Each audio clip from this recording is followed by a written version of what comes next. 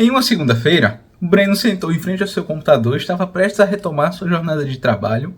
Contudo, assim que o computador dele iniciou, ele se depara com um papel de parede esquisito. Mesmo achando estranho, Breno ignorou aquele papel de parede e decidiu continuar sua jornada de trabalho. Contudo, ao tentar acessar os arquivos que ele estava trabalhando na semana anterior, ele não consegue, pois Breno foi vítima de um ataque de ransomware. Essa história é fictícia, eu acabei de inventar ela. Contudo, existem muitas pessoas que, assim como o Breno, são vítimas de um ataque de ransomware. Mediante essa realidade, na aula de hoje a gente vai entender um pouquinho mais sobre os ransomwares. A gente acabou de ouvir a história hipotética aí do Breno, contudo a gente sabe que o ransomware ele é uma realidade. E na aula de hoje a gente vai entender o que é um ransomware, quais são os tipos de ransomware, como ele se comporta, enfim, a gente vai ter introdução sobre o ransomware. Mas antes de tudo, antes de realmente entendê-lo, vamos entender por que seria interessante a gente estudar. Primeiramente, porque ele já faz parte do nosso dia a dia. Não do nosso dia a dia, no trabalho e tal, a gente sempre está sofrendo um ataque de ransomware, não. Mas o ransomware, ele é uma realidade atual. A gente vê muito em notícia de empresas que sofreram ataque de ransomware, de serviços ou sistemas que estão indisponíveis por conta de ataque de ransomware. E acontece da gente se deparar com os estragos do ransomware no nosso dia a dia. Pode não ter te afetado diretamente, mas talvez indiretamente. Por exemplo, comigo já afetou indiretamente, porque eu fui comprar roupa em uma loja bem famosa, não vou citar o nome, e quando eu cheguei lá o sistema estava indisponível. Eu não consegui realizar a compra porque eles tinham sofrido um ataque de ransomware no dia anterior. Não aquela filial que eu fui comprar, mas a empresa como um todo sofreu esse ataque. E daí aquela filial não tinha contato mais com o sistema principal. Mediante isso, a loja estava aberta e eles estavam tentando resolver o problema, mas a venda eles não podiam realizar. Enfim, essa e várias outras coisas. A gente vê sites públicos fora do ar, sistemas públicos fora do ar e diversos tipos de sistemas indisponíveis mediante os ataques que eles sofreram de ransomware. E outro incentivo para a gente estudar e entender do que é que se trata o ransomware é a velha e clichê frase do Sun Tzu: conheça o seu inimigo. Não é necessariamente essa frase, mas enfim, é um pedaço da frase. A gente sabe que o ransomware, ele é uma realidade, a gente sabe que a gente pode acabar sendo uma vítima e, sendo ele uma realidade, compensa que a gente entenda ele, para a gente, se a gente chegar a sofrer algum ataque do tipo, a gente saiba lidar com ele. E também, mediante esse estudo, a gente vai ver que existem diversos grupos de ransomware e cada um ele tem o seu diferencial, cada um tem o seu pontinho um pouco diferente ali. E é interessante que a gente conheça mediante isso, porque no final das contas, a gente não é porque a gente está estudando o ransomware aqui que a gente vai conhecer tudo do que se trata o ransomware. E nessa jornada de conhecer o inimigo, a gente vai acabar estudando por diversos grupos e cada um ele tem o seu diferencial, ele tem a sua peculiaridade. E provavelmente os ataques de ransomware vão persistir por um bom tempo. Embora a gente está evoluindo muito, aplicando os controles necessários para esse tipo de contenção, mas é muito provável que os ataques de ransomware ainda persistam. E para finalizar, um grande motivo, uma grande razão para a gente estudar do que é que se trata o ransomware é porque, no final das contas, o ransomware é horrível. Se você for vítima de um ataque de ransomware e você não conseguir mais acesso aos seus arquivos, talvez você tenha que formatar, talvez você perca o trabalho que você passou meses fazendo, aquele trabalho de faculdade, aquele relatório que você passou o mês montando para entregar para o seu chefe e você simplesmente não tem mais acesso àquilo. E sem contar que talvez você possa ser um vetor de entrada de um ataque de ransomware na sua corporação. Já pensou toda a sua corporação criptografada porque você acabou dando um vacilo ou outro ali por não conhecer o ransomware e toda a sua corporação foi criptografada porque você deu esse vacilo. Enfim, eu julgo esses bons motivos para a gente estudar do que é que se trata o ransomware. Prosseguindo, o ransomware basicamente o que é que ele faz? Ele é um arquivo malicioso, é um aplicativo malicioso que no final das contas ele vai acabar criptografando a sua máquina. Como assim criptografando? Ele vai deixar aquilo indisponível para você. É como se ele tivesse pego o seu arquivo e ter colocado uma senha naquilo. E você simplesmente não consegue acessar o arquivo que era seu. Você só vai conseguir isso se você acabar pagando algo para o ator dessa ameaça, para o criminoso que fez isso com você. E no meio de um ataque de ransomware existem 3 principais tipos de extorsão. O primeiro está basicamente envolvido com essa criptografia de dados. O arquivo malicioso, o aplicativo malicioso vai lá, criptografa os seus arquivos, deixa aquilo inacessível para você. E normalmente para você ter acesso de volta aos seus arquivos, você vai ter que pagar para o atacante. Ele acaba fazendo essa extorsão para você, como se fosse um sequestro de dados. Eles ainda existem, contudo você não tem acesso a eles. E outro tipo também de extorsão seria a de vazamento de dados. Esse normalmente se aplica mais para corporações, mas pode sim acabar afetando o usuário final, o indivíduo final ali, que o ataque aconteceu, o sistema foi criptografado, os arquivos foram criptografados, mas além disso, antes de criptografar, o atacante pegou todos aqueles arquivos, aqueles arquivos que estavam em sua máquina, e ele transferiu para a máquina dele. E agora ele tem acesso a esses arquivos. E para o usuário final, pode ter alguma foto pessoal, algum dado pessoal, algum, entre aspas, segredo que você tenha, que você não quer que ninguém saiba. Isso para o usuário final pode acabar servindo como uma ameaça, mas também para as corporações que acabam tendo muito dados, tanto do seu colaborador quanto do seu cliente. E daí, quando existe essa exfiltração, esse vazamento de dados, a empresa acaba perdendo reputação e muitas vezes pode ser multada por isso. E como é que funciona essa questão do vazamento? Como já dito, o atacante ele filtra os dados. Após isso, eles anunciam ou ameaçam vazar isso na Dark Web ou em alguma rede social, algum outro portal. E também eles solicitam um pagamento para não realizar o vazamento, assim como é na questão da criptografia. Mas no caso da criptografia, ele já criptografou, você já não tem mais acesso aos seus arquivos. E no caso de vazamentos, ele ameaça. Algumas vezes eles chegam a colocar um timer. Se você não pagar em até 10 dias, eu vou realizar esse vazamento.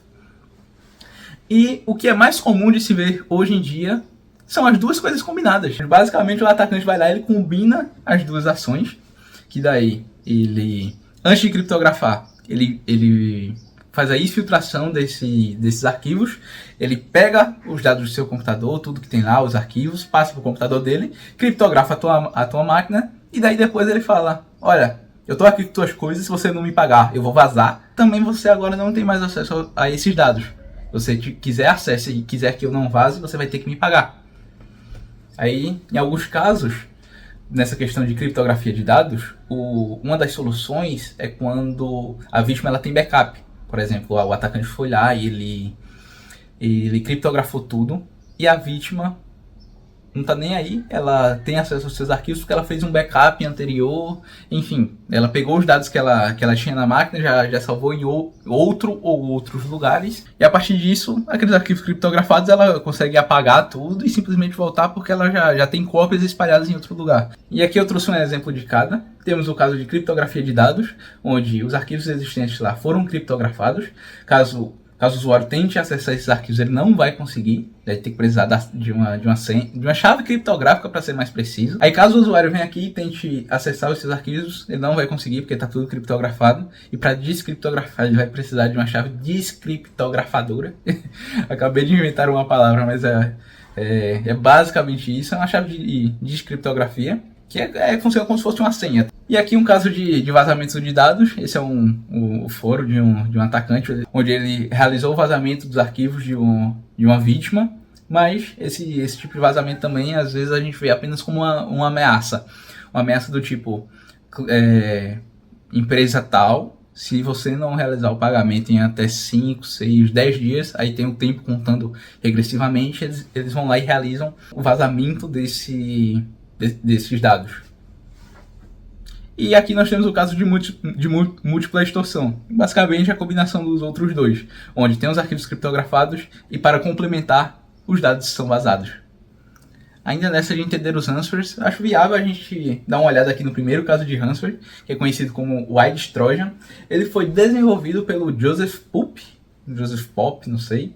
E basicamente o que foi que o Joseph fez? Ele distribuiu cerca de 20 mil disquetes maliciosos para participantes de uma conferência sobre AIDS, realizada pela Organização Mundial. Isso no ano de 1989. Ele pegou pessoas que participaram daquilo lá e distribuiu disquetes maliciosos para essas pessoas. Aí, incrivelmente, nesses disquetes haviam dados e informações úteis para os pesquisadores.